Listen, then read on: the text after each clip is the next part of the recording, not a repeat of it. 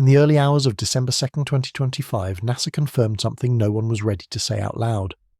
The real size of 3I Atlas, the mysterious interstellar object, was not just larger than previously estimated, it was engineered. The calculations were right, the observations aligned, and the implications are now unavoidable. Because if this thing isn't natural, if its shape, structure, and thermal behaviour all point to the same conclusion, then everything changes. This episode isn't about theories anymore, it's about confirmations, and what NASA just admitted, silently but undeniably, shifts 3I Atlas from anomaly to active system, from comet to craft. Let's walk through the full data chain, because what they just revealed isn't speculation, it's measurement, and the numbers don't lie. It happened just after sunrise on December 2nd. Inside a quiet lab at NASA's Goddard Space Flight Center, a minor update was pushed to an internal dashboard, one that listed revised physical parameters for 3I Atlas. The update was routine, at least on the surface. A new thermal profile, adjusted reflectivity index, and a fresh size estimate based on combined data from JWST, SOHO, and the European Southern Observatory. But what triggered the alert wasn't the update itself, it was the number.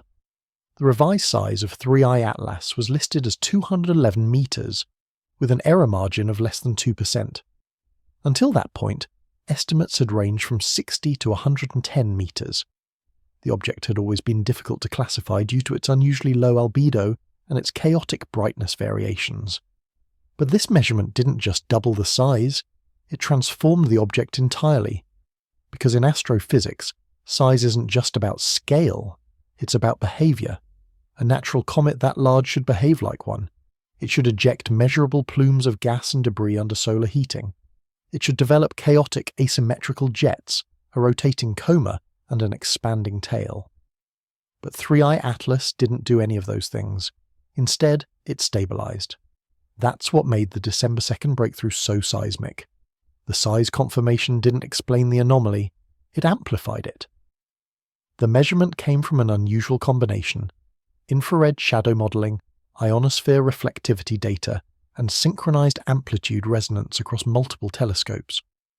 JWST had been collecting high-resolution IR scans for several days, but it was the thermal breathing rhythm, a pulsing emission that seemed to circulate heat in cycles, that finally gave analysts a reliable read. In simple terms, the pulses weren't random. They followed a strict timing loop, and embedded in that loop was a consistent thermal delay, a lag between surface cooling and internal rewarming. By modelling that delay using known radiation propagation curves, the team was able to estimate how far energy was travelling inside the object before re-emerging. That internal delay corresponded exactly to a structural dimension of 211 meters across. The math was clean, the physics not so much. Natural comets don't regulate their own internal heat flow, they don't emit coherent pulses, they don't maintain structure under rotational pressure, and they certainly don't respond to solar radiation by cooling instead of heating, but 3I Atlas did, repeatedly, and now there was a number to match it. What followed inside the agency was silence, not confusion, but controlled containment. The measurement didn't need interpretation, it was engineering grade. It had error bars that would be acceptable in aerospace design, and that raised a deeper question. How does an object over 200 meters wide maintain perfect emission symmetry without breaking apart? The revised profile also forced re-evaluation of previous data. If 3I Atlas had been this large all along, then its apparent brightness was artificially muted. That meant either the surface was deliberately non-reflective, like stealth material, or the light was being emitted in a narrow spectrum undetectable to standard filters. Suddenly, the object's pulse signatures, its heat inversions, its near-perfect 3:21 harmonic ratios, they all took on new meaning. They weren't quirks, they were hints of internal architecture. And for the first time since its discovery, 3I Atlas couldn't be dismissed as just an odd comet. The measurement forced a choice: either accept a natural object with impossible behaviour, or acknowledge that we're seeing something built, something that functions, that measures itself, that adjusts in real time. That number, 211 meters away, changed everything, because it wasn't just a measurement, it was proof of structure, and structure means design. NASA never made an official press release. There was no televised announcement, No front-page headlines, no tweet from the administrator's account. But the confirmation, the one that changed the tone of every internal conversation, was right there, quietly embedded in a public-facing data log uploaded to a subdirectory on NASA's planetary data system at 0412 UTC on December 2nd. Most people never saw it. Most never would. Because unless you were actively monitoring thermal anomaly records and cometary motion residuals in cross-observatory feeds, the update looked like nothing more than routine telemetry. Just a series of numbers, timestamps, revised dimensions, a spectral index note. But to the analyst who'd been following the object since late October, to the researchers at ESA, JAXA, Harvard Smithsonian and even private observatories, that line of code wasn't just a new entry, it was the first confirmation, not speculation, not modelling, not projection. Confirmation that 3I Atlas was no longer within the margins of natural variance, it had officially exceeded the bounds of known cometary behaviour. The dataset was labelled Thermal Profile, a 3 Atlas v31.json. Inside it, an updated size.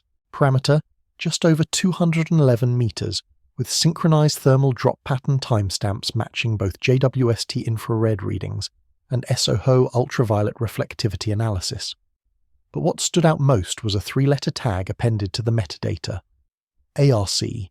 That tag stands for Artificial Reflective Control, a rarely used internal designation that flags objects exhibiting structured emission symmetry or non-random reflectivity profiles under solar exposure. It's a tag usually reserved for defunct satellites, controlled probes, or deep space remnants showing engineered behaviour, and now it had been quietly appended to 3I Atlas. No context, no explanation, no alarm bells, just a subtle classification change. But one that rewrote everything. Because the ARC tag is not applied lightly. Its presence means that analysts inside the agency had reviewed the data and agreed, at least privately, that the object demonstrated non-random energy modulation under varying light conditions, and not just once, but across multiple observational windows. In other words, someone inside NASA had seen the same pattern repeat again and again, and recognized it not as coincidence, but as response. That response came into clearer focus when researchers noticed something deeper buried in the logs. A timestamp match between 3I Atlas's brightness pulse and Earth-based reflectivity distortion, separated by 1.3 seconds, but repeating precisely in a way that mirrored Earth's rotational alignment. A 1.3 second delay might seem trivial, but not when it's consistent across multiple observatories from different continents. Not when it appears again in magnetospheric echo data, and not when it lines up exactly with the time light takes to travel from the object's location to Earth's upper atmosphere. Those who dug into the log's harmonic analysis data found a stunning pattern. The signal wasn't just structured, it was phase stabilized like an oscillator locked into sync.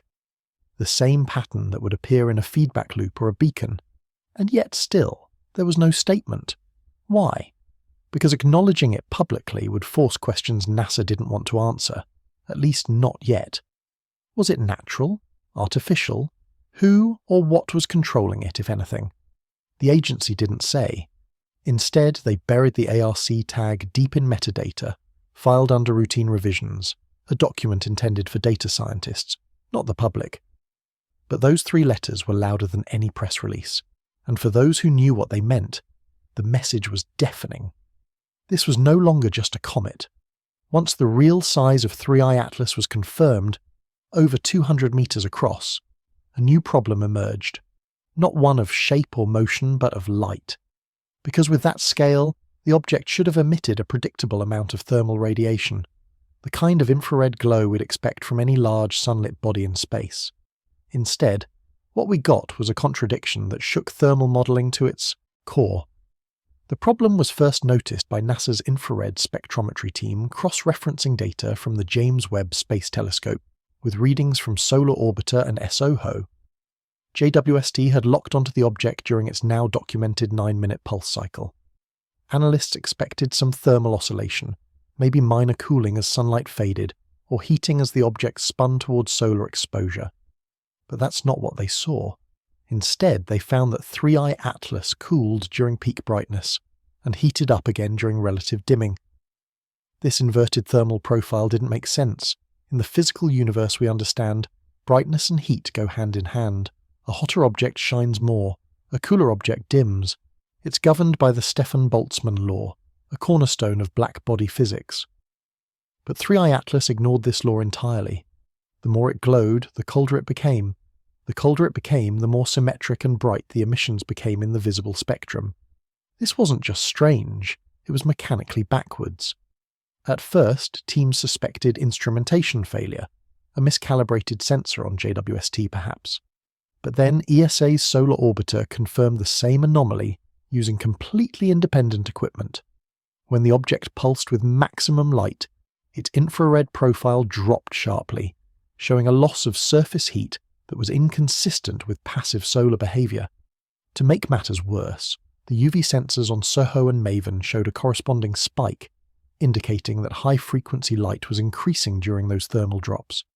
In simpler terms, while the object cooled in the infrared, it became hotter in ultraviolet output. No natural comet had ever shown this kind of energy bifurcation. Researchers called this divergence the thermal inversion envelope. It marked the first time an interstellar object had demonstrated anti-correlated energy behavior, where two wavelengths evolved in opposing directions on a strict schedule and across a known surface area. And that last detail, the surface area, was the nail in the coffin. Because now, with the confirmed size of over 200 meters, the energy calculations could no longer be hand-waved away. The object had a large enough surface that any change in heat or brightness carried measurable physical consequences, and yet it behaved as if some internal system was rerouting energy, suppressing heat emission while radiating focused light, as if it had a way to move energy internally and selectively expel it in specific wavelengths. More worrying was the consistency.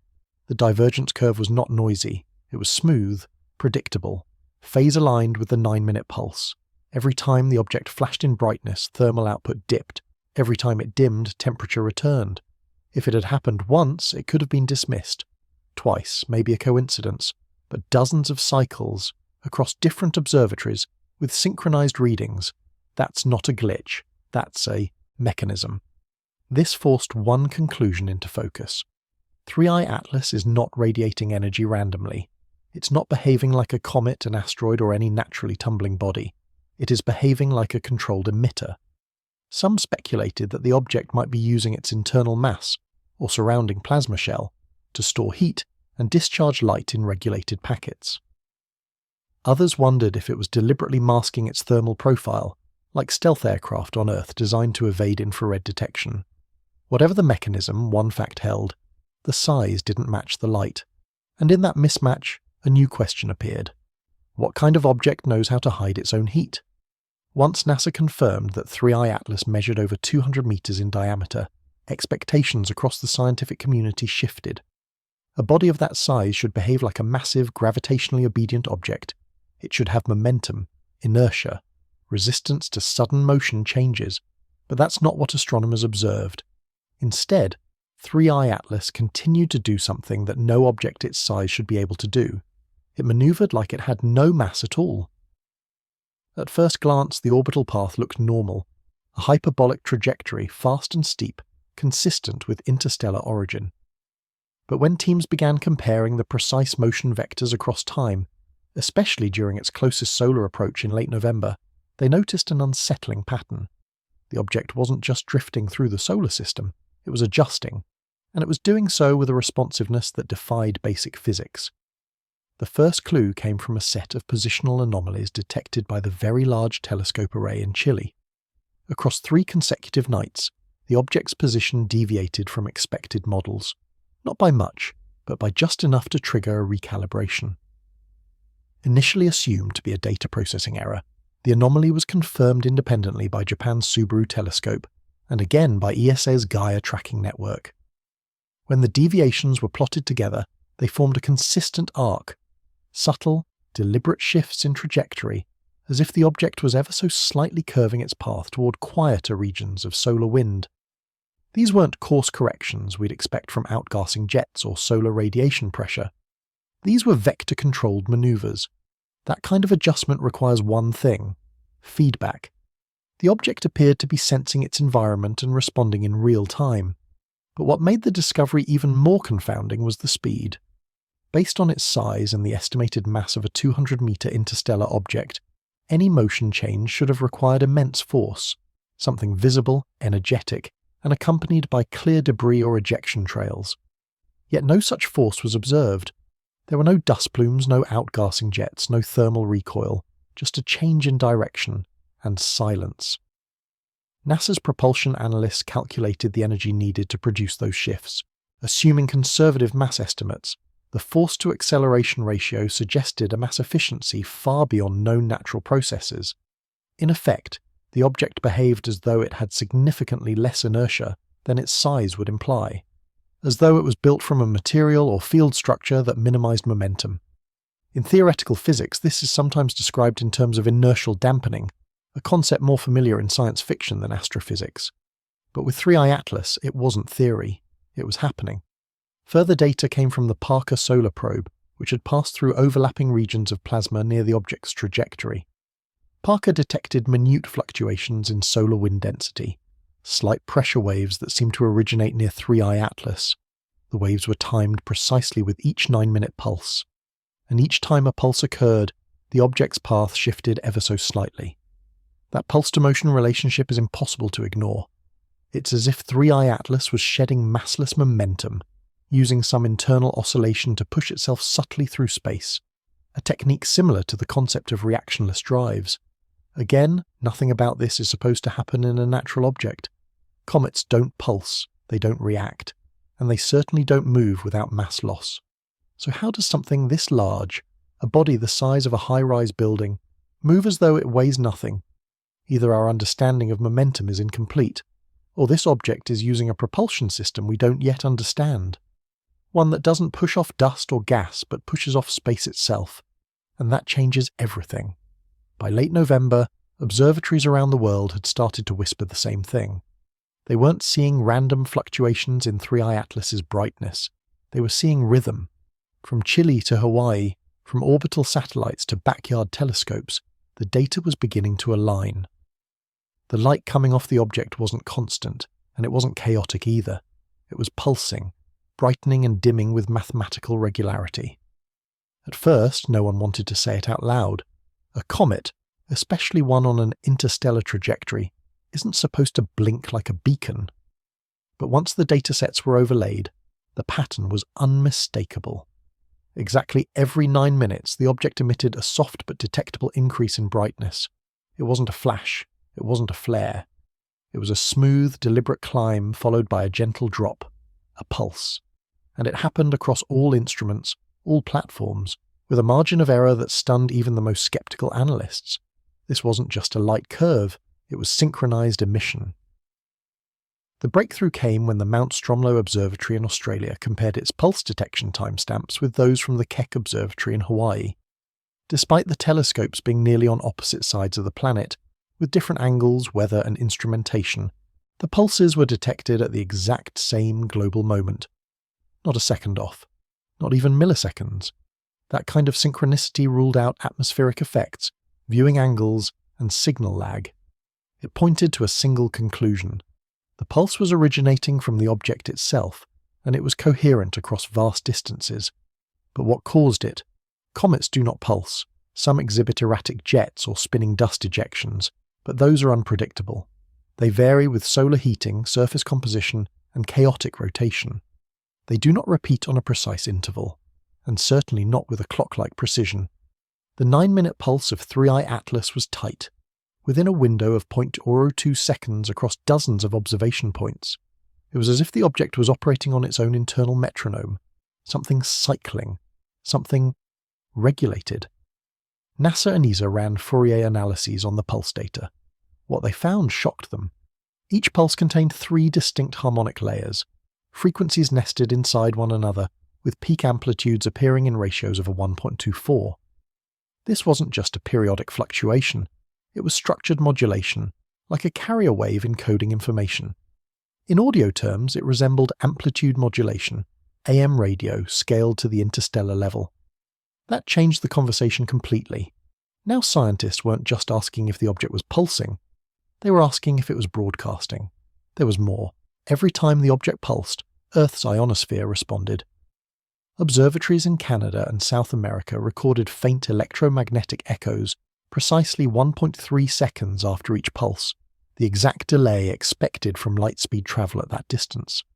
These reflections weren't noise, they were narrow band, aligned to the same frequency envelope as the visual emission.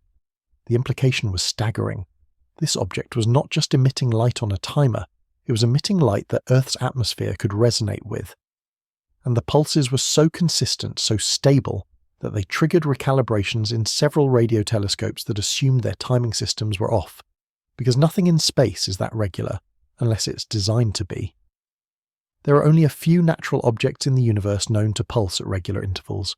Pulsars, spinning neutron stars, and certain binary systems, but those are massive, magnetic, and emit in radio or X-ray bands. 3I Atlas is none of those things. It pulses invisible light, every 9 minutes, exactly, like a heartbeat, like a system that's alive, or worse, one that's measuring time. If the 9-minute pulses of 3I Atlas had been confined to deep space, they might have remained just another astrophysical curiosity. Something strange, yes, but distant, harmless.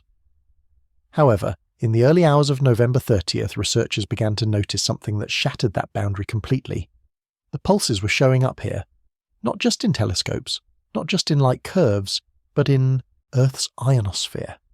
At first, it was an odd signal, a tiny narrow-band disturbance logged by the Canadian Hydrogen Observatory. It appeared in the VLF, very low frequency, monitoring band, usually reserved for tracking lightning strikes, solar flare echoes, and auroral currents. But this wasn't terrestrial, and it wasn't solar. The anomaly repeated every 9 minutes, precisely, quietly, and then it repeated again and again. Within hours, other observatories joined the list: the Arecibo Successor Array, the South African National Space Agency, and independent ham radio operators tracking ionospheric bounce patterns across the globe. They all reported the same thing: high-altitude reflection distortions coinciding with 3I Atlas's optical pulses. But here's where it became undeniable. Each ionospheric reflection occurred 1.3 seconds after the visual pulse had been recorded by ground-based telescopes. That's the exact time it takes for light, or any electromagnetic radiation, to travel from the current position of 3I Atlas to the upper atmosphere of Earth. This wasn't a coincidence. This wasn't local interference. This was real-time response. Something emitted from 3I Atlas was interacting with the upper layers of our atmosphere, and it was doing so with surgical precision. The phenomenon was subtle. It wasn't loud or destructive. No satellites were disrupted, no GPS systems failed. But to scientists who specialize in ionospheric science, the implications were stunning. These reflections were not broad scatterings like auroral discharges or solar flare echoes. They were tightly modulated, narrow in both frequency and spatial spread. The signal's coherence meant it retained its structure even after crossing tens of millions of kilometers of space. The leading theory was that the pulses, originally detected in visible light, carried embedded electromagnetic harmonics. In other words, they weren't just light. They were encoded structures riding on that light, and those structures were complex enough to refract and bounce off the ionosphere in patterns usually only seen with intelligently crafted radio bursts. Scientists at CERN's Data Synchronization Division were called in to investigate the pattern. They ran phase alignment checks using the same algorithms used to detect ultra-faint signals from deep space probes. The signal coming from 3I Atlas passed those tests. It had coherence, not just brightness, not just timing, coherence, the hallmark of signal architecture. Even more shocking, the reflection strength varied slightly based on Earth's rotational position. When the ionosphere's density was at its peak over equatorial regions, the reflections became stronger and more defined, indicating that 3I Atlas's emissions were not only reaching Earth, but doing so in a way that interacted with Earth's atmospheric composition itself. In simpler terms, the object knew where we were, and more, disturbingly, it seemed to anticipate how to reach us. That's not what comets do. Comets don't calculate, they don't align their emissions with planetary fields, and they certainly don't ping our ionosphere with a regular pulse that travels the distance between stars with zero dispersion. Several research teams proposed that the reflections might be accidental, the byproduct of some unknown plasma interaction near the object's core. But the precision undercut that idea. The signal was targeted. Not in the sense of aggression, but in intentionality. It wasn't noise, it was a handshake, and Earth had just responded. Thermal equilibrium is one of the most fundamental principles in astrophysics. When an object is exposed to sunlight, it absorbs energy. That energy must go somewhere. Some of it reflects as visible light, but the rest becomes heat. Infrared radiation, radiating outward from the surface. The bigger and brighter the object, the hotter it gets. This is true for everything from asteroids to stars. But for 3I Atlas, that rule simply does not apply. In the days following the confirmed 211-meter size estimate, researchers expected that the object's thermal signature would finally align with its physical scale. Larger surface area meant more exposure to sunlight. More exposure meant more heating. And with that much mass, even a low albedo object should exhibit a measurable increase in core temperature. Instead, what came back from the James Webb Space Telescope was an unmistakable absence. The core of 3I Atlas remained cold, even during peak energy output. Infrared spectrometry performed over multiple orbits showed consistent thermal readings well below what was predicted. During the object's rhythmic 9-minute brightness pulses, the expectation was that core temperature would spike briefly as energy radiated outward. But the opposite occurred. The object brightened and cooled. At first, this was dismissed as a sensor issue. Webb's NearSpec instrument team rechecked the calibration logs, suspecting a faulty baseline or an overcompensating temperature correction algorithm. But parallel readings from ESA's solar orbiter and data from NASA's MAVEN probe confirmed the same thing. Every time 3I Atlas emitted its synchronized optical pulse, its thermal output dropped. This phenomenon, cold emission during radiative peaks, has no natural analogue. The closest comparison in terrestrial terms would be a laser cavity, where specific wavelengths are amplified and emitted while internal heat is suppressed by reflective chamber design. But lasers are constructed, deliberately. They are machines that channel energy into directed output, suppressing entropy and retaining internal stability. What made the readings even more unsettling was that the temperature drop occurred only in the core, not the surrounding halo. While the central body cooled during each pulse, the outer atmosphere or coma showed slight thermal turbulence. The heat was moving outward, yes, but it was doing so in a patterned wave, not diffusion, not convection, something else, something coordinated. This data directly contradicted the expectations laid out in the thermal models of cometary activity. Normally, when a comet brightens, it is because sunlight causes surface ices to sublimate, changing from solid to gas and releasing energy in the process. The byproduct is heat, jetting, asymmetry. But 3I Atlas showed none of that. There were no visible plumes, no detectable gas emissions, and no rise in thermal radiation even during its most luminous cycles. The heat curve stayed flat, or worse, it dipped. This led to a new line of inquiry. Was 3I Atlas absorbing heat at all, or was it actively redirecting it? Using multispectrum overlays, researchers created a composite thermal map that showed the distribution of energy across the surface. What they found was remarkable. The areas of brightest visible light were consistently the coldest, and the zones that absorbed the most solar radiation, based on incident angle, didn't heat up at all. The core wasn't reacting to sunlight the way rock or ice should. It was behaving more like a thermal insulator, or more precisely, like an energy routing system, one that deliberately moved heat away from the source of radiation and out toward its outer shell. To do that, the object would need structure, not loose rubble, not chaotic ice, but channels, conduits, a thermal framework. In other words, 3I Atlas wasn't heating up because it was choosing not to, and that made the scientific community pause, because only engineered systems can control heat like that. And this one just might be running cold by design. In the controlled silence of the European Space Agency's Deep Space Operations Centre, something happened that no one could explain, at least not immediately. On the morning of November 28th, a new data batch from multiple observatories fed into ESA's synchronization matrix. It was standard procedure. Every few hours, signals from telescopes around the world are time-matched to identify inconsistencies in cosmic event logging. But this time, the system didn't flag a delay. It flagged perfect timing, and that wasn't supposed to happen. The event became known internally as the clock event. What it revealed didn't just reshape our understanding of 3i Atlas, it gave researchers an entirely new way to measure it, not by looking at the object, but by analysing how it interacts with time itself. Here's what happened. During one of 3i Atlas's 9-minute light pulses, 17 different observatories, including the European Southern Observatory, La Palma, and Cala Alto, recorded the peak brightness at the exact same universal time, UTC 03:41:27:092, to the millisecond. Across different continents, under different atmospheric conditions with different instruments. That level of synchronization is unheard of in astrophysics. Normally, light signals, even those moving at light speed, arrive slightly staggered due to Earth's curvature, atmospheric density, and instrumentation lag. Even with GPS-calibrated atomic clocks, a natural light source will still produce minor discrepancies in timestamp alignment. But not this time. ESA analysts ran correlation checks against internal timing data and external backups.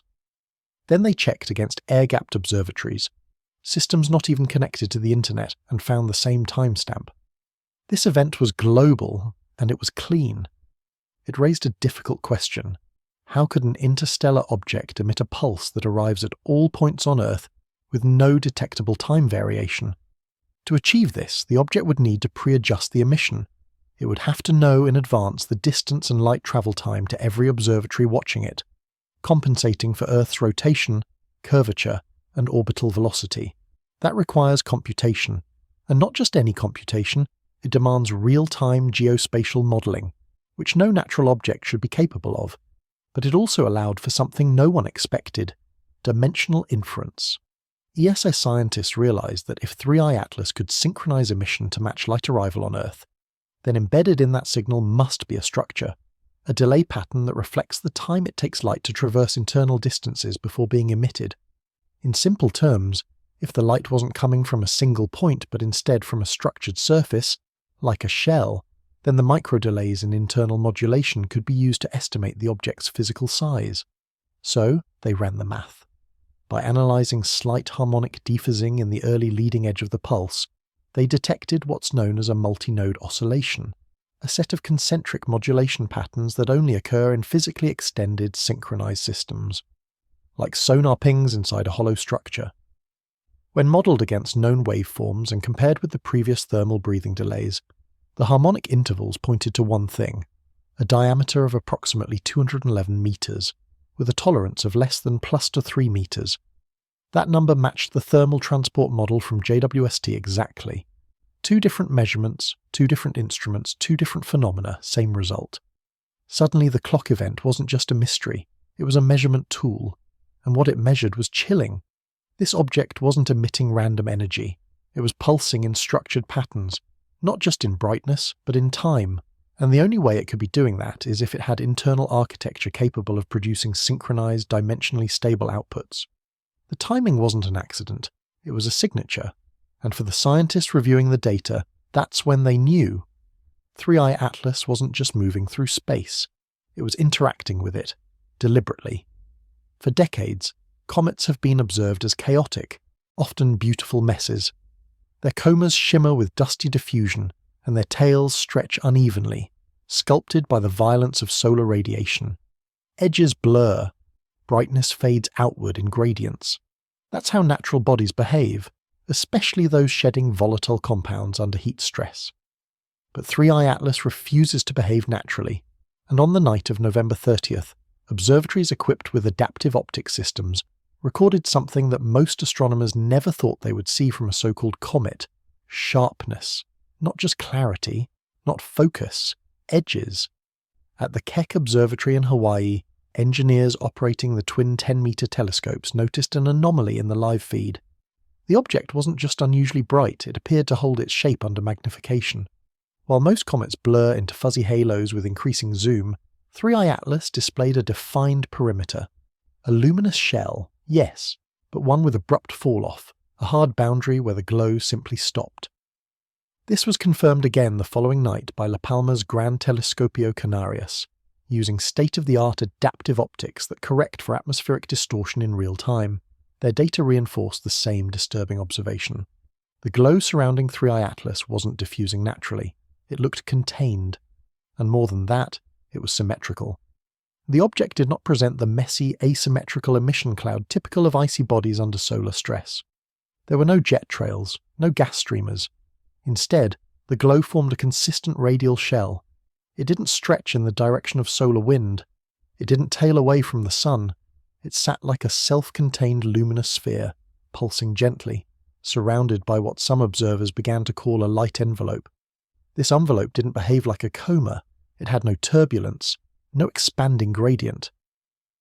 When brightness levels were plotted frame by frame during the 9-minute pulse cycle, analysts noticed something subtle but precise. The diameter of the light shell expanded and contracted ever so slightly in time with the pulse rhythm. Less than 1% total fluctuation, but measurable. The sphere wasn't static, it was breathing.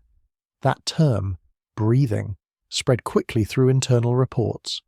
It's not meant literally, of course, but the motion had that quality, a slow, deliberate expansion and contraction, as if the glow itself was controlled, projected. Now here's where it gets stranger. Under deeper analysis, the outer edge of the glow wasn't just a brightness cutoff. It exhibited a gradient inversion, a point at which the intensity suddenly dipped, then spiked outward before vanishing completely. In optics, this is known as an edge reinforcement signature, typically seen in lensed systems, where light is directed through boundary fields or reflective cavities. In other words, it didn't just glow outward, it looked like it was being shaped, possibly even refracted. This created a whole new wave of speculation.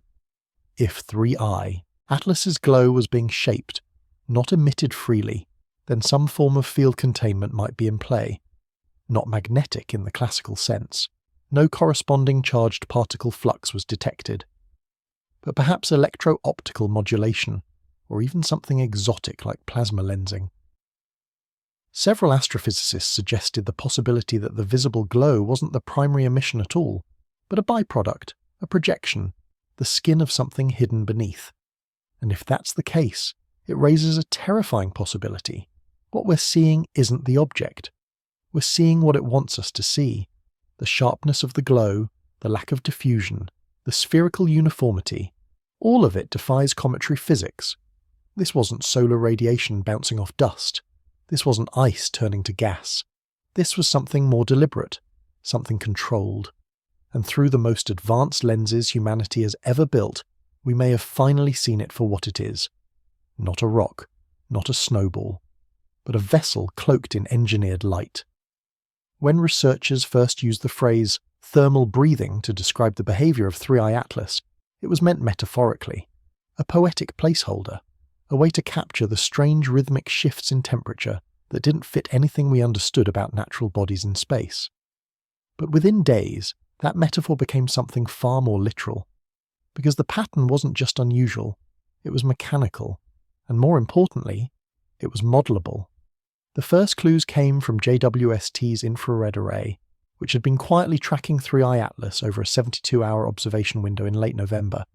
Instead of recording steady heating or random cooling fluctuations, the telescope registered a deliberate cyclical redistribution of thermal energy.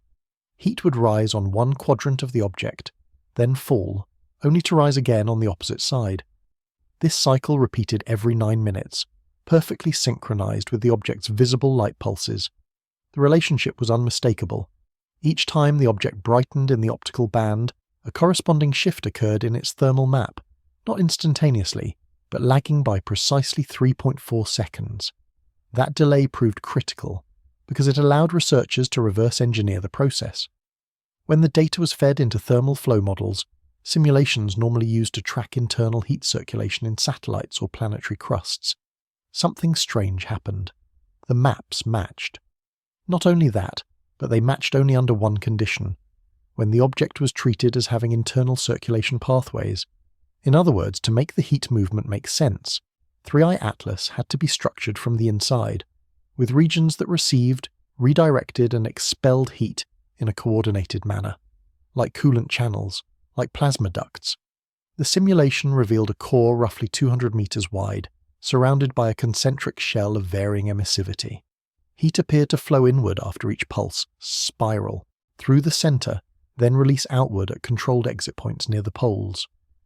The spiral flow pattern was stable, consistent, and highly inefficient for a natural body, meaning it was too ordered. It lacked the randomness seen in rocks, ices, or even active geysers. There was no chaotic venting, no heat buildup, no explosive release, only a slow circulating loop, like a pump. This behavior mirrors the design of regenerative thermal systems used in aerospace engineering, where heat is not expelled directly, but routed through multiple zones to be reused, dissipated in layers, or converted into energy. If 3I Atlas were natural, its heating would be messy, driven by solar exposure, surface fractures, and phase change volatiles. The thermal signature would spike unevenly. Instead, the temperature gradient followed the geometry of the object itself, forming rings of warming and cooling that oscillated in harmony with the light output. But here's where things turned from strange to unprecedented. As the simulation deepened, researchers noticed that the time delay between each thermal shift matched the expected propagation time of energy across a body approximately 211 meters in diameter, within 2% of the measured physical size from ESA's clock event. That meant the speed of internal energy transfer was consistent with active flow, not passive conduction. And crucially, it occurred at rates too fast for ice, dust, or porous rock. Only dense, conductive materials, or exotic plasmas, could support the kind of internal routing the data implied. This led to a stunning realization. 3I Atlas wasn't just passively receiving solar energy, it was managing it, cycling it, shaping it, and possibly using it to fuel whatever mechanism maintained its pulsing behavior. Heat in, light out, over and over. Not like a comet, not like a rock, but like a machine that breathes through heat. And if it breathes, then maybe it also lives. For decades, astronomers have relied on a simple set of assumptions when it comes to comets and interstellar visitors. These bodies are expected to behave like everything else we've catalogued in the solar system, messy, reactive, and driven by the chaos of space weathering. As they approach the sun, they heat up, they crack, they shed, they outgas. But 3I Atlas does none of that, not some of it, none. And that silence has become the loudest signal of all. From the moment 3I Atlas crossed the heliopause and entered measurable range, teams across NASA, ESA, and dozens of independent observatories were on high alert for signs of volatility, the standard signature of a comet exposed to solar radiation. The expectation was simple. As the object neared the sun, it would begin to release gas, dust, and fragments from its surface. But nothing came. No spectrographic trace of hydroxyls, no tail formation, no gas jets, no debris cloud. The object remained pristine, unchanged, even as it approached. Perihelion. The Infrared Telescope Facility, IRTF, in Hawaii confirmed the first anomaly. Spectral scans showed no evidence of water vapor, carbon dioxide, or the faint traces of organic volatiles that normally coat interstellar ice. The surface returned a flat, featureless absorption pattern, more like metal than rock, and more like coated material than a weathered body. Then came the Stratospheric Observatory for Infrared Astronomy, SOFIA, which looked for micro-debris, the scattered particles that break off during heating. Their instruments are calibrated to detect even trace particulate flows, but their logs remained empty. ESA's solar orbiter got even closer. From a sun-facing trajectory just 0.3 AU from 3I Atlas's path, it should have seen a full plume of energetic particles, yet its dust detectors recorded 0 impacts, not one micrograin, not one hit. By now, the absence was deafening. This was no dormant rock. It was interacting, emitting, pulsing, and yet leaving nothing behind. Comets, by their very nature, are defined by decay. They are unstable remnants, slowly eroding with each solar pass. Even Oumuamua, the first confirmed interstellar object, left behind spectroscopic evidence of a subtle gas reaction. Something was moving, burning, venting. But 3I Atlas? It was still. Too still. In the vacuum of space, silence is rare. Real silence. Not just absence of sound, but absence of signal, of waste, of consequence. And this was surgical silence, as if the object was sealed. Scientists began to ask what kind of material could survive such solar exposure without even flaking. A few proposed exotic carbon composites, or deeply bonded crystalline lattices, but none of those models explained how the object could radiate light, modulate its pulse, or maintain thermal regulation without shedding material, unless it wasn't reacting to sunlight at all, unless it had control over how it heated, control over how and when it glowed, and more hauntingly, control over what it revealed. Several labs proposed a new model, something closer to a stealth satellite than a comet, a system that absorbs and reroutes energy without creating any byproducts, a closed-loop vessel not dependent on reaction or decay, one that masks itself as a natural object until someone looks too closely. In light of this, the absence of outgassing wasn't just unusual, it was strategic. Nothing was leaking, nothing was venting, nothing was lost. That kind of retention implies internal regulation. It suggests compartments, seals, maybe even insulation, and most importantly, intention. A comet tries to survive the sun. This object, it prepares for it. And when it leaves exactly as it arrived, clean, contained, untouched. Like it had never been here at all, except we saw it. And now, we know. The sun is the greatest floodlight in our solar system. Anything that passes between it and our instruments casts a shadow, whether it wants to or not. And on the morning of December 2nd, something about 3I Atlas's passage finally revealed itself, not by light, but by how it blocked it. This discovery didn't come from a telescope looking at the comet. It came from one staring straight into the sun, SOHO, the Solar and Heliospheric Observatory, a joint mission between NASA and ESA. While SOHO's primary task is to monitor solar storms, coronal mass ejections and surface flares, its LASCO C3 coronagraph routinely picks up silhouettes of passing objects, comets, debris trails, and occasionally interstellar anomalies. And on this particular day, LASCO caught something that would quickly become one of the most controversial images in the history of heliophysics. The raw footage showed 3I Atlas crossing through the edge of SOHO's field of view, a ghost-like silhouette eclipsing the lower corona. But unlike other cometary shadows, which are diffuse and messy, this one was sharply outlined. More surprisingly, it rotated, not in the conventional sense, but in a way that suggested something internal was moving independently from the outer glow. At first, analysts believed it to be a frame distortion. But when the same rotation appeared consistently across multiple imaging layers, from both LASCO's wide and narrow bands, a new possibility emerged. This was no imaging glitch. It was a real-time modulation of opacity. Here's what made it extraordinary. The object's outer glow remained stable. The pulsing halo did not flicker. But inside that glow, a dark geometry rotated once every 18 minutes. Over 2 hours of footage, this pattern repeated exactly 7 times, a cycle far too consistent to be explained by random tumbling. The dark patch wasn't jagged. It wasn't broken. It was shaped like a curved blade, thickening and then thinning at its tip, almost like a fin or internal vein. The outline sharpened near the object's center and gradually faded toward the edges, suggesting it wasn't a surface feature, but a moving shadow inside a semi-translucent shell. This was confirmed when researchers overlaid the SOHO footage with data from Earth-based telescopes. They found a strange correlation. Infrared dips occurred precisely when the inner blade passed through the same angular region observed by SOHO. As the shadow moved, the thermal reading dropped on the corresponding side, implying the blade was not just a shadow, but a heat barrier, or baffle, redirecting or absorbing energy from the sun. This is not how comets behave. They don't contain rotating internal parts, they don't block infrared from the inside, and they certainly don't show asymmetric shadow signatures rotating at a fixed internal cycle. To do that, an object must have depth.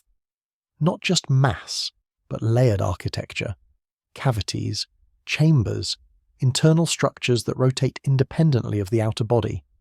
In aerospace engineering, this kind of structure is known as a gimbal system, a rotating interior framework used to stabilize orientation or redirect forces. If 3I Atlas does contain such a system, it would be able to manage solar energy intake, shield internal components, or even modify its momentum using precision-controlled mass distribution. In short, this would make it steerable. The implications spread quickly. SOHO's data wasn't just a silhouette. It was a window a rare moment when the sun's light was so intense and the object's opacity so carefully tuned that internal structure betrayed itself through contrast. Some researchers began calling it the solar MRI moment, where the object's body lit up just enough for its hidden systems to cast moving shadows from within. This wasn't the glow of dust. This was the heartbeat of a machine, caught in rotation. And SOHO, designed to stare into the chaos of the sun, had just shown us a glimpse of something equally powerful and equally silent, moving with purpose in its light. As the scientific community scrambled to make sense of 3I Atlas's structure and behaviour, one discovery quietly slipped through the radar, quite literally. It didn't come from a telescope nor from a solar probe. It came from a ground-based radio array in northern Sweden, and it may be the most compelling clue yet that this object isn't just strange, it's powered. On the early morning of December 2nd, just hours after 3I Atlas passed near Earth's magnetic fringe, the European Incoherent Scatter Scientific Association, ESCAT, recorded something that had no precedent in decades of radio monitoring, a narrowband, repeating signal bouncing back at exactly 60 MHz. The signal itself was simple, 3 short pulses, then silence, repeating every 54 seconds. At first, the team suspected Earth-based interference, but a cross-check with Icelandic and Finnish antennas, part of ESCAT's broader Nordic network, confirmed it. The echo wasn't local. It was coming from the sky, and more specifically, it was bouncing off the location of 3I Atlas. What made it even more unnerving? The 60 MHz band is a known quiet zone in deep space radio astronomy. It's typically free from both natural emission and human-generated noise. It's the very reason scientists use it to probe ionospheric behaviour, because it's clean. So when a perfectly modulated signal reflects from an object previously thought to be inert, people take notice. The echo pattern was consistent across multiple passes. ESCAT sent out a low-power probe beam, standard practice for atmospheric science, and instead of dissipating or scattering, the beam returned with a triple-peak echo, clean and symmetrical. The power levels were precise, each return pulse measured at 0.8 microvolts, with a deviation of less than 0.05. Even stranger, the timing of the echo drifted slightly throughout the hour by only milliseconds, but always in step with the 9-minute light pulse cycle observed visually from other observatories. It was as if the internal behaviour of the object was modulating its reflective signature, causing minute changes in signal delay. This wasn't passive reflection. This was interference from something inside the object. Experts in radio wave propagation were brought in to test theories. Could the echo be from ionized gas? Unlikely, there was no outgassing, and the spectrum showed no plasma spike. Could it be a reflection from a metallic surface? More plausible, but metal alone doesn't cause timed rhythmic echoes that align with photonic emissions. One hypothesis soon emerged above the rest. The object contained an active power system. Not one broadcasting a signal, but one with internal circuitry that was interacting with electromagnetic fields, producing harmonic reflections at a stable resonant frequency. A resonator, in simpler terms. In Earth-based electronics, a 60 MHz resonator is often used in timing systems, oscillators, frequency counters, signal clocks, devices that regulate flow, synchronize functions, or divide waveforms. So what happens when a 2-1 meter wide object in space begins reflecting perfect, timed echoes at that exact frequency? It raises a deeper question. Why is it resonating? Because resonance is not random, it must be tuned, and tuning implies internal structure, components, pathways, or chambers specifically aligned to sustain standing waves at harmonic intervals. Some even proposed that the object may have an energy harvesting system, absorbing solar energy or electromagnetic radiation and redistributing it internally. The 60 MHz echoes could be a byproduct of this conversion process, a hum like the static bleed from a transformer, captured in the quiet zone of space. The implications are profound. 3I Atlas is not just glowing, not just spinning, not just silent. It is resonating at a frequency we use to build clocks. And that resonance may be the first direct evidence of something we feared to confirm. This object is not drifting, it is powered. And whatever its source, fusion, plasma loops, directed energy, we have now heard its signature frequency, 60 megahertz, 3 pulses every 54 seconds. That's not a coincidence. That's a pattern. And in science, patterns never happen by accident. Nature is chaotic by default. From planetary formation to comet fragmentation, randomness is the rule. No celestial body is perfect. No orbit is truly circular. No natural surface lacks variation, cracks, or decay. This entropy, this imperfection, is not a flaw. It's the fingerprint of the universe. And that's precisely why 3i Atlas has become so unsettling. Because the deeper we look, the less randomness we find. It began with shape. When the ESA's deep geometry radar cross-section returned the first 3D reconstruction of the object's outline, researchers expected an irregular silhouette, a lumpy asymmetric form typical of any body that has endured billions of years in space. Instead, they got something else. The object was near elliptical, with a maximum diameter of approximately 211 meters and a deviation of less than 0.5% between axes. That kind of uniformity doesn't happen without deliberate formation, or design. But maybe they reasoned that was just coincidence. Shape doesn't prove anything. Then came the light pulses.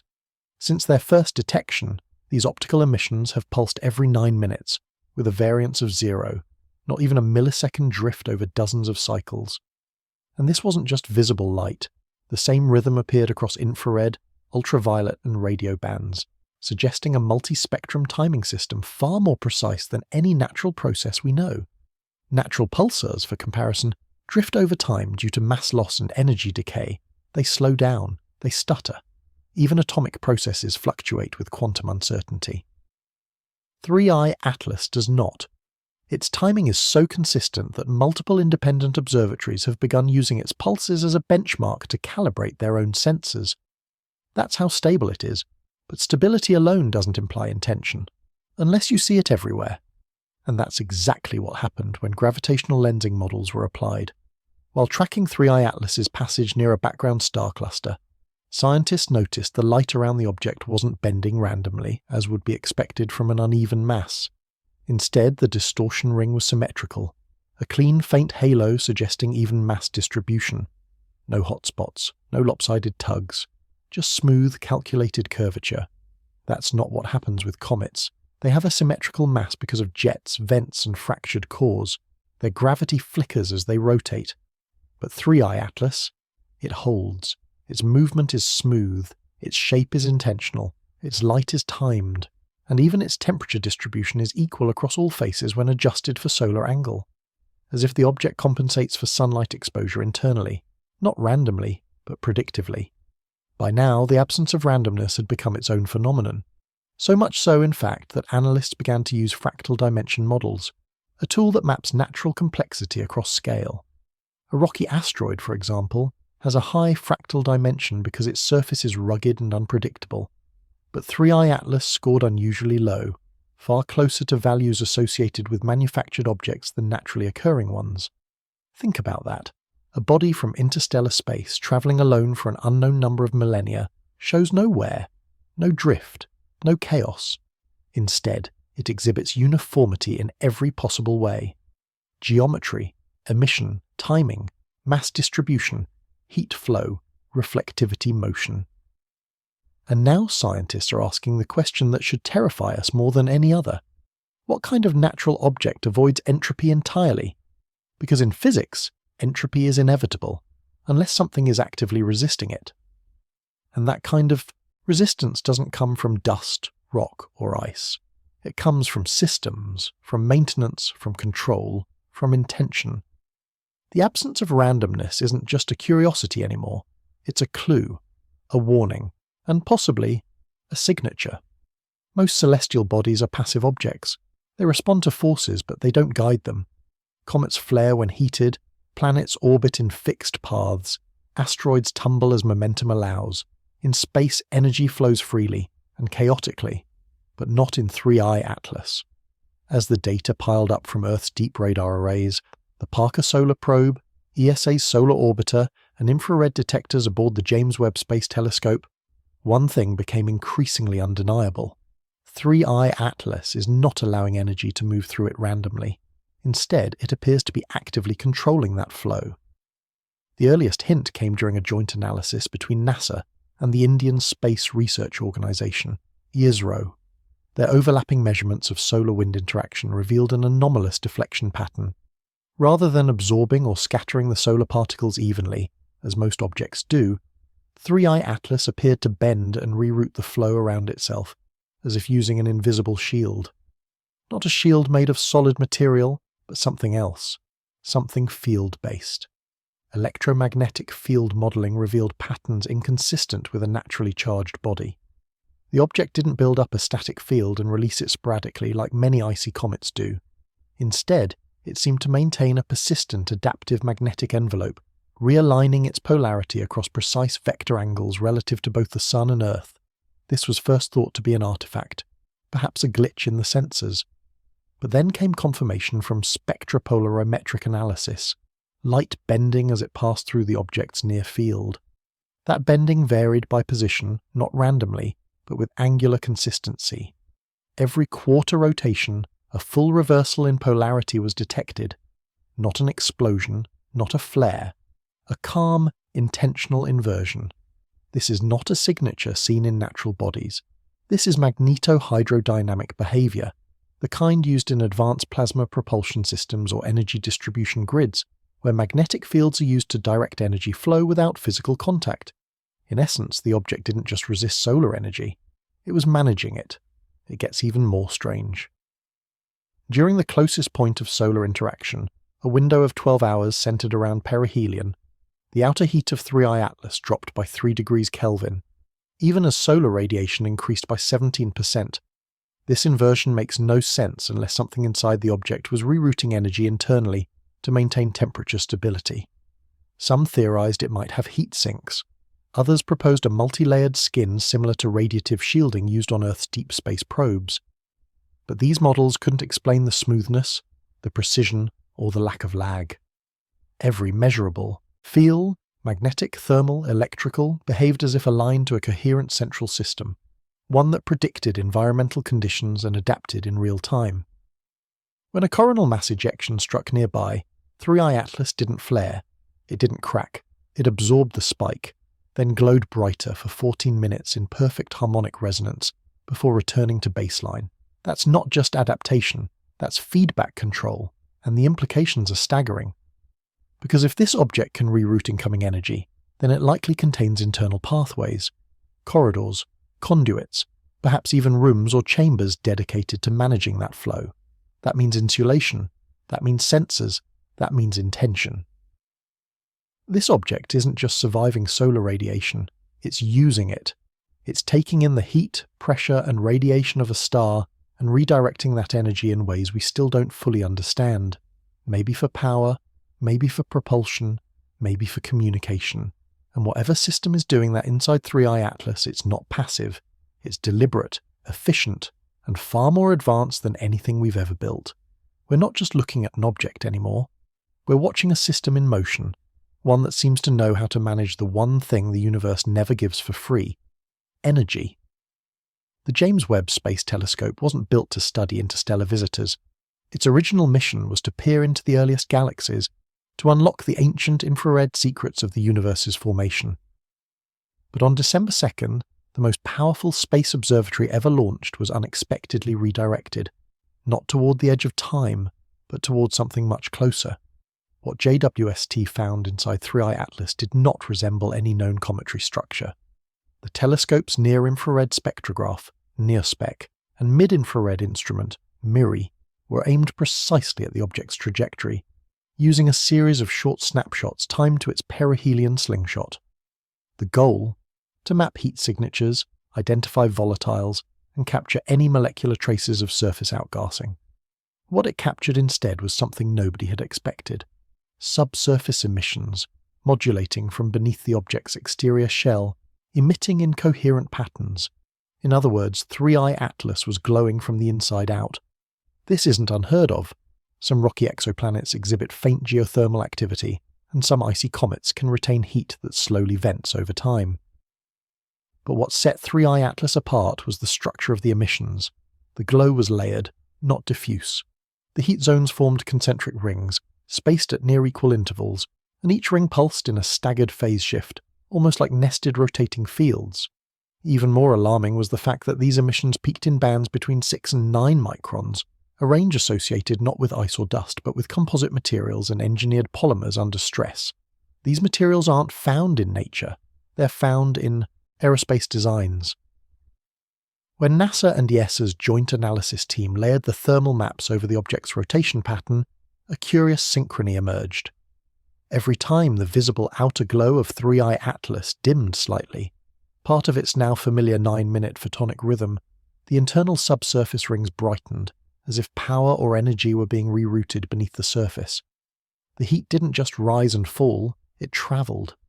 Infrared flow modelling showed a directional energy shift from the object's front hemisphere, sunward facing, to its trailing edge.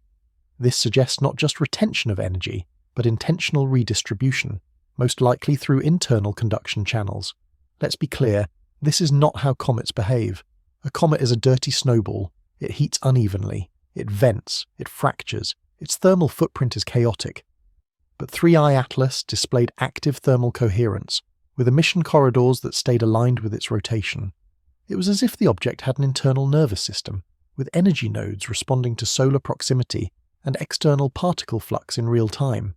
These patterns were so precise that engineers at the Jet Propulsion Laboratory began comparing them to radiator arrays, components found in spacecraft to vent heat in space without relying on atmosphere. But radiators need regulation, thermostats, actuators. That leads to a staggering conclusion. If 3I Atlas is venting subsurface heat through engineered channels, it is either alive with systems, or it was designed to mimic the behaviours of a functioning vessel. The spectral signature also revealed transient spikes of ammonia derivatives, not in a trail, but inside the object itself.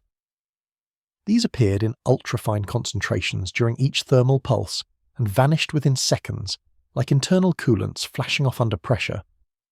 This mirrors what happens inside cryogenic fuel lines, not ice pockets. There's no volcanic activity here, no cometary eruption, just measured thermal pulses, in sync with optical flashes and electromagnetic shifts.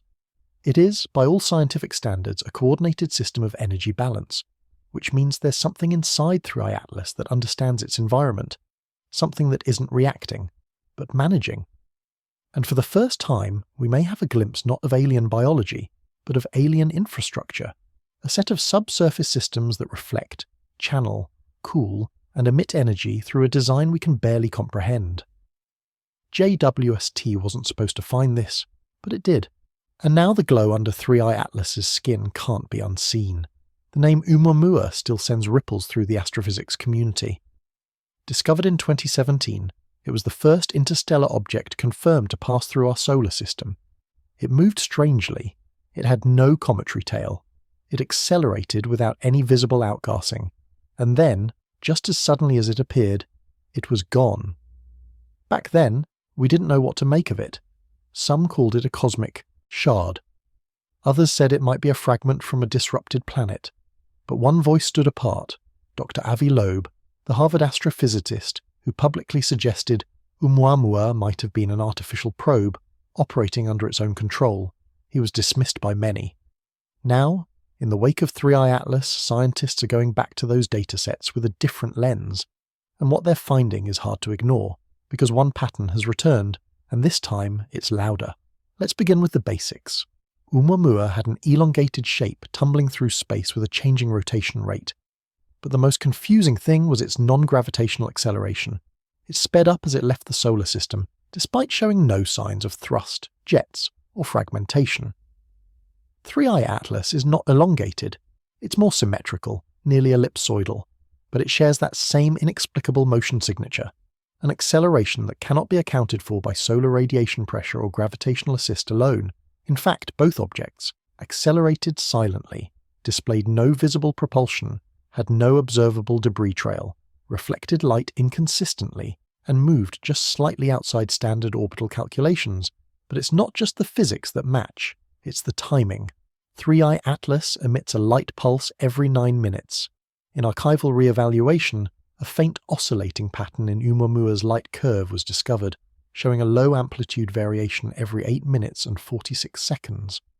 Back in 2017, that was dismissed as rotational tumble noise. But now, with 3i Atlas demonstrating nearly identical periodicity, astrophysicists are asking if both objects were emitting intentional signals, perhaps even using a similar internal mechanism, the frequency band. Mid-infrared and ultraviolet, exactly where 3i Atlas is brightest today. There's more. When telescopes recalibrated Oumuamua's trajectory and compared it to stellar drift patterns, they discovered that it had approached from the direction of the Lyra constellation, the same general region 3i Atlas originated from, though on a slightly different angle. Could that be coincidence? Yes. Could it also be an entry path? That's the theory some scientists are now brave enough to voice, that both Oumuamua and 3i Atlas may not be one-offs, but part of a wave, a set of objects traversing our system on predictive cycles or pre-programmed intervals. And now, similarities in reflectivity are coming to light too. Oumuamua's surface had an unusually high specular reflectance, as if coated in something metallic or smooth. 3i Atlas shows the same property in infrared bounce-back. It reflects in consistent angles, not scattered like dust or ice, but like machined geometry. Then comes the absence of randomness, the topic dominating 3i Atlas analysis. Oumuamua's trajectory defied pure Newtonian models. It adjusted course in subtle but consistent increments. No comet ever does that. 3i Atlas? It does the same, also, maintaining velocity across acceleration events without evidence of mass loss. So now, in quiet corners of research facilities, the question isn't, could Oumuamua have been artificial? It's, what if both were? And if so, are we looking at different generations of the same technology? Is 3i Atlas a refined version, a larger system, a repeater sent in the same arc, operating on the same harmonic clock? We may never know. But one thing is now certain. What we once dismissed as anomaly has repeated. And in science, when something repeats, it's not noise, it's a signal. And the universe just gave us the same signal twice. Among the many anomalies catalogued around 3i Atlas, few have baffled signal analysts more than what's now called the 321 harmonic triplet. It began as a fringe observation buried deep within the signal data coming from optical and radio telescope arrays. But as more agencies aligned their measurements, including data streams from ALMA, SOHO and the Allen Telescope Array, a distinct repeating pattern emerged. Every 63 minutes exactly, the object enters a triplet pulse cycle, 3 separate peaks, 3 different frequencies, 3 precise modulations, each lasting 21 minutes. It's clean, stable, structured, and, crucially, it's persistent across multiple measurement bands, from radio to infrared. That's not something natural objects do.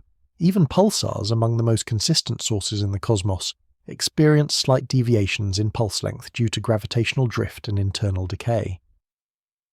But 3i Atlas pulses do not drift.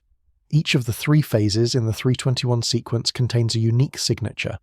The first peak is strongest in the radio spectrum, a clean oscillation around 60 MHz, with a subharmonic at 30 MHz that matches earlier signal echoes detected near Earth's magnetosphere. The second peak dominates the mid-infrared range, precisely in the 8.6-8.8 micron window, the same range associated with thermal emissions from artificial composite materials under dynamic load. The third peak, most bizarre of all, shows up not as light or radio, but as a polarization inversion in surrounding solar wind particles. It's as if the object emits a brief pulse that flips the electric alignment of spaceborne particles within a very specific radius, something previously observed only in magnetic confinement experiments in laboratories. Why is this important? Because the 321 harmonic pattern is not random. It appears to be a clock, or more accurately, a regulatory sequence. Engineers at NASA's Jet Propulsion Laboratory compared the structure to multi-phase power systems, like those used in synchronized grid balancing or propulsion cycle management.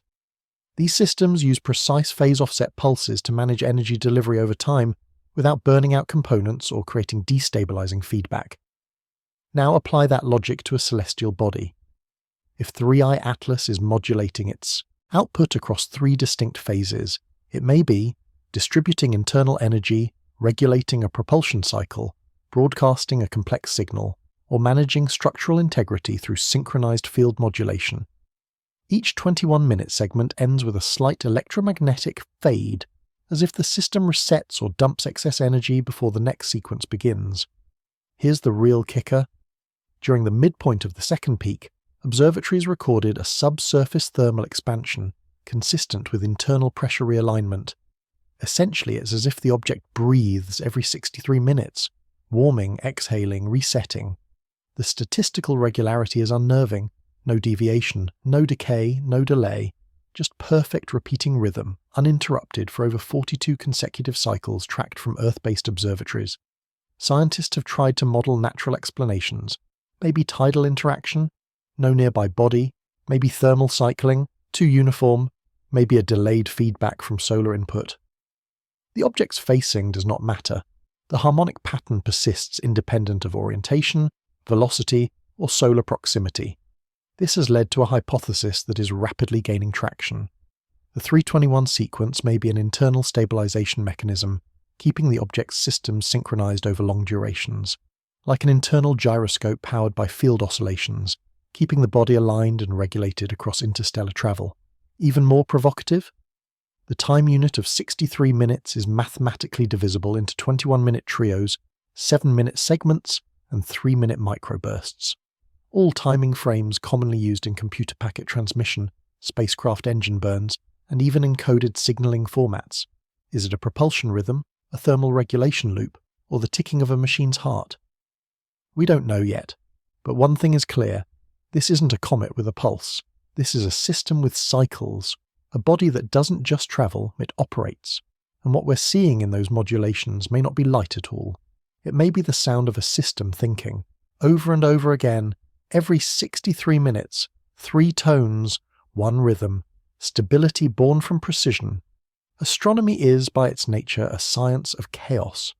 Even the most beautiful celestial objects, nebulae, comets, asteroid belts, reveal, upon close inspection, messy and irregular dynamics. Gravity tears, heat warps, solar radiation sculpts. There's randomness in every orbit, imperfection in every motion. Nature, though breathtaking, is rarely precise. But 3i Atlas refuses that trend. From the earliest observations, astronomers notice something odd. 3i Atlas behaves like it was designed, not formed, and now, after hundreds of hours of measurement, overlaid data from telescopes across the globe, and cross-validation from both civilian and military arrays, the conclusion is becoming harder to deny. This object operates with engineering-level precision.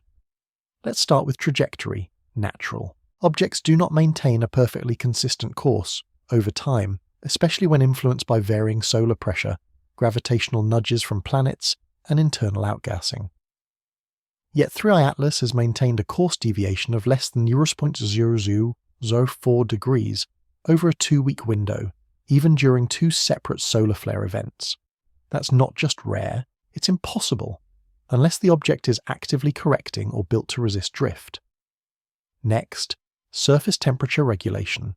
Infrared analysis from the James Webb Space Telescope and thermal data from ESA's Lagrange point sensors show that the object's exterior temperature has not fluctuated more than 1.2 degrees Kelvin, despite travelling through vastly different solar intensities and crossing zones of dense particle activity.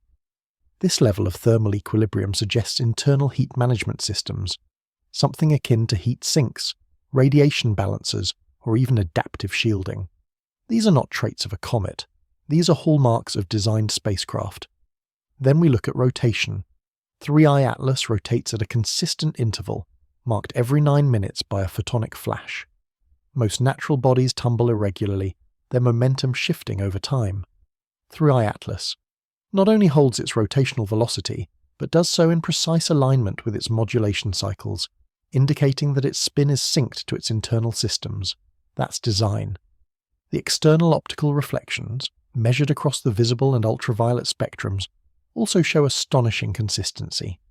Light bounces off its surface in stable angles, suggesting a geometry that is smooth, possibly metallic, and certainly not the dusty, jagged chaos of a comet's surface.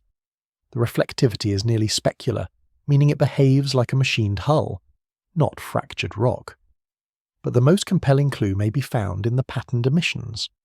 Using data collected from the Very Large Array, VLA, the Atacama Large Millimeter Array, ALMA, and NASA's Deep Space Network, analysts discovered frequency modulations in the object's emissions. These modulations occur at predictable intervals, consistent with onboard diagnostics or communication pings seen in long-distance probes. When those modulations are graphed across time, they form a repeating waveform, not noise, not static, but a mathematically coherent signal. This is not the result of passive materials being hit by sunlight. This is the result of something functioning, and functioning perfectly. No natural body should hold this much consistency in so many domains: position, temperature, light output, spin rate, emission frequency.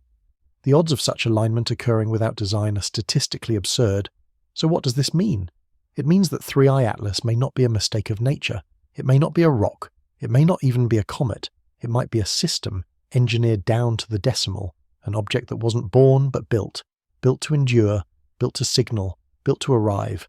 And while the world still debates the meaning of its presence, one thing has become impossible to ignore. The numbers don't lie. The curves don't drift. The pulses don't fade.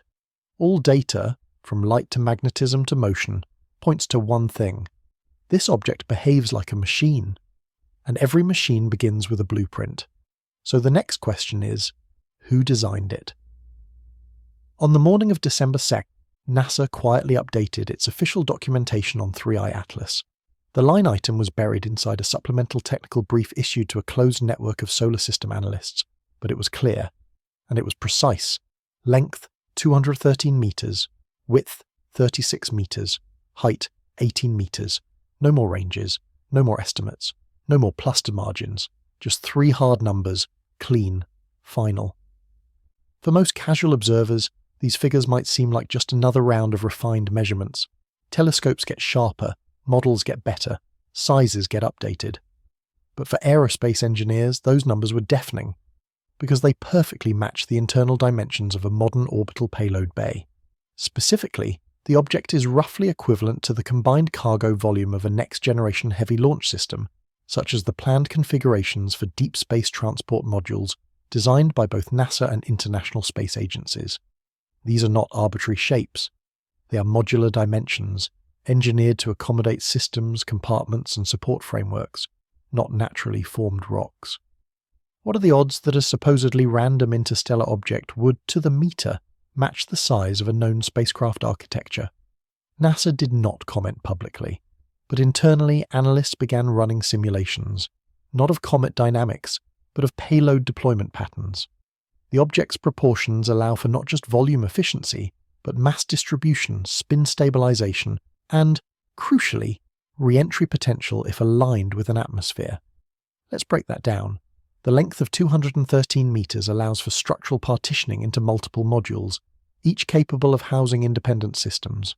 A width of 36 meters fits the standard lateral spread of solar or thermal radiators in both human and robotic spacecraft.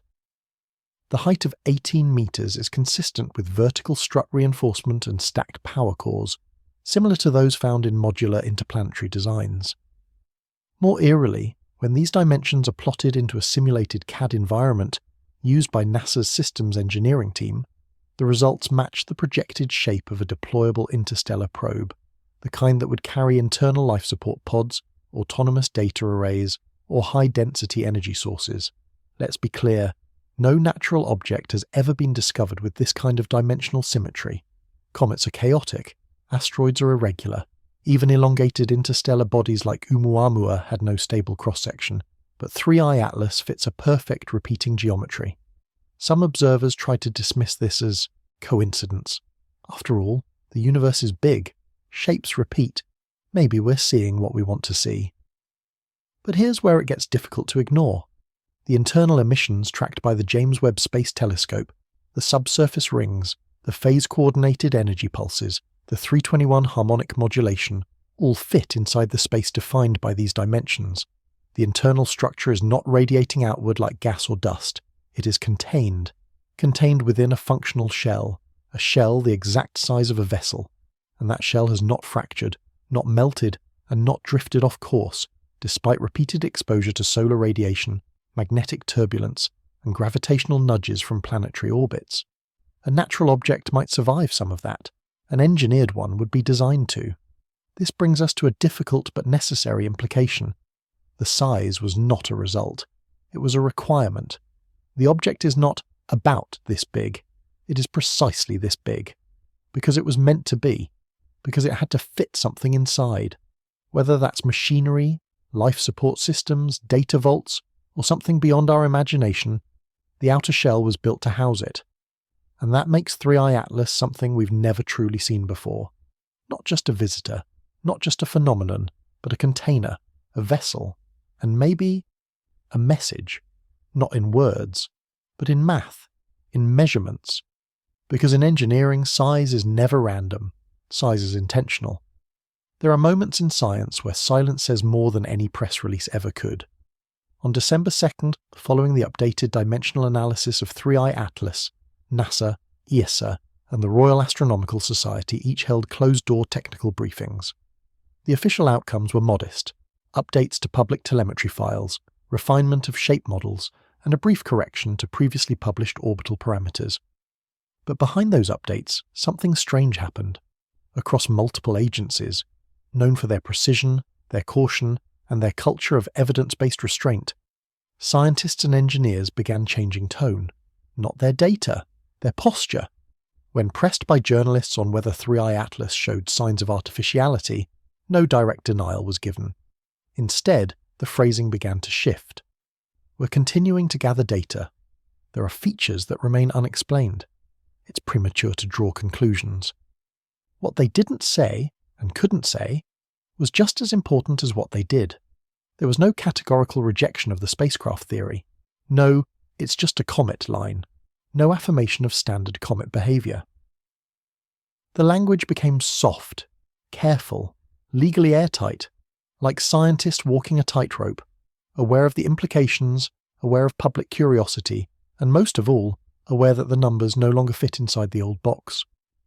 Then came the brief published by NASA's Solar System Dynamics Group, a document normally filled with rigid, purely mathematical observations. But this time, the brief included a new line under known constraints. Object behaviour exhibits deterministic patterns inconsistent with stochastic cometary motion. That's code. That's the closest NASA has ever come to saying something is not natural, without using the word unnatural. And they know exactly what they're doing. Because scientists don't speculate casually.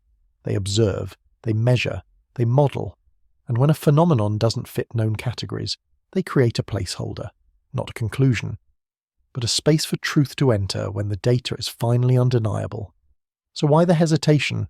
Why the careful wording?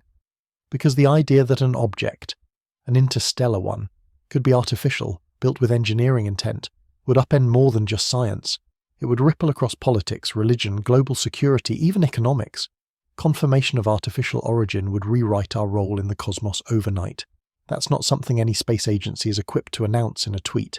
Instead, the approach is slower, gradual, a quiet drip of facts that, on their own, seem isolated, but together point in one direction. And so, by not denying the possibility, these institutions have done something louder than a press conference. They've left the door open.